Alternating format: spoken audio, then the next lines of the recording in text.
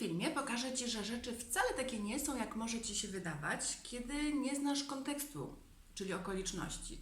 I coś, co na przykład bierzesz za dyskryminację, może się okazać, że to jest wyróżnienie i zaszczyt. Lub odwrotnie, coś, co Ty bierzesz za zaszczyt, może się okazać tak naprawdę dyskryminacją. Brałam udział w pewnym ćwiczeniu, to były międzynarodowe studia MBA, a to ćwiczenie miało wzmocnić nasze kompetencje do obracania się w międzynarodowym środowisku. Wykładowca zapowiedział, że za 2 dni będziemy mieli ćwiczenie. Nasza grupa była 10-osobowa, było 8 panów i 2 panie. Wykładowca poprosił, abyśmy przygotowały do tego ćwiczenia jakieś przebranie, żeby nie wyglądać tak jak w naszych biznesowych mundurkach, tak jak na co dzień do pracy chodzimy. Na przykład wygodne spodnie czy leginsy. I druga rzecz, abyśmy jakiś drobny poczęstunek ze sobą przyniosły. Ja przygotowałam dla nas przebrania, a koleżanka wzięła na siebie organizację poczęstunku, z tym, że wykładowca poprosił, aby napój był niesmaczny.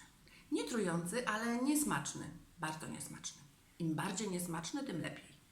Nasze przebrania przypominały strój kobiet z Indii. Na t-shirty i leginsy nałożyłyśmy coś jakby sari, plus nałożyłyśmy na ramiona mnóstwo dźwięczących bransoletek. Panowie przygotowali 8 krzeseł i ustawili je w półkręgu. Oni na tych krzesłach usiedli, natomiast nam wykładowca powiedział, żebyśmy zdjęły buty i usiadły na podłodze. Wiecie, jakie byłyśmy oburzone? Każda z nas w tej samej chwili pomyślała: Boże, dyskryminacja! Zadanie polegało na tym, że my, kobiety, miałyśmy panów nakarmić i napoić. Tak.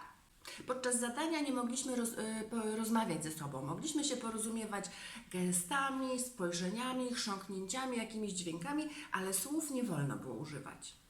Panowie natomiast nie mogli dotykać ani jedzenia, ani naczyń z piciem. O ile z herbatnikami, z tym pożywieniem szło nam normalnie, o tyle wlać panom do gardeł ten okropny napój, to już było wyzwanie. Długo to trwało.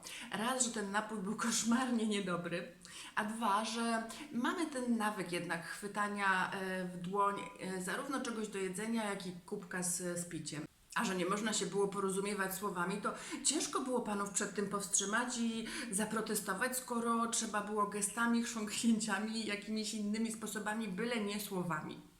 Ale ostatecznie udało nam się dobrnąć do końca, nakarmić i napoić wszystkich panów, my z koleżanką na kolanach oczywiście. Było dużo śmiechu, na całe szczęście, bo my z koleżanką byłyśmy obrażone za takie traktowanie kobiet, ale to, że było wesoło, jakoś trochę rozładowało tą atmosferę. Na zakończenie wykładowca poprosił, żebyśmy powiedzieli, jak odbieramy to, co się wydarzyło, tą całą sytuację, tę scenkę. Co o tym myślimy? My się z koleżanką nie odzywałyśmy, bo byłyśmy przecież obrażone, ale to, co mówili nasi koledzy, to my się z tym jednak całkowicie zgadzałyśmy.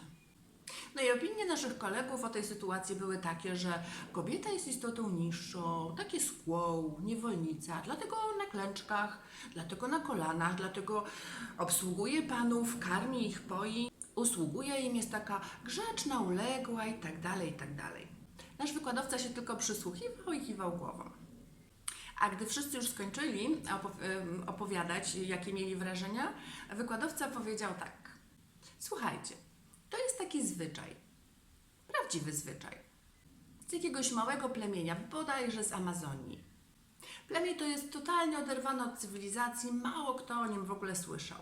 W tym plemieniu, w tej społeczności wyznają kult Matki Ziemi. Matka Ziemia, święta Ziemia. Ta Matka Ziemia jest płci żeńskiej. To też w tym plemieniu kobieta jest postawiona wyżej, ma większe prawa i większe przywileje. Tylko kobieta jest tą istotą, która może dotykać gołymi stopami ziemi i tylko kobieta może dotykać produktów tej ziemi, czyli jedzenia i picia.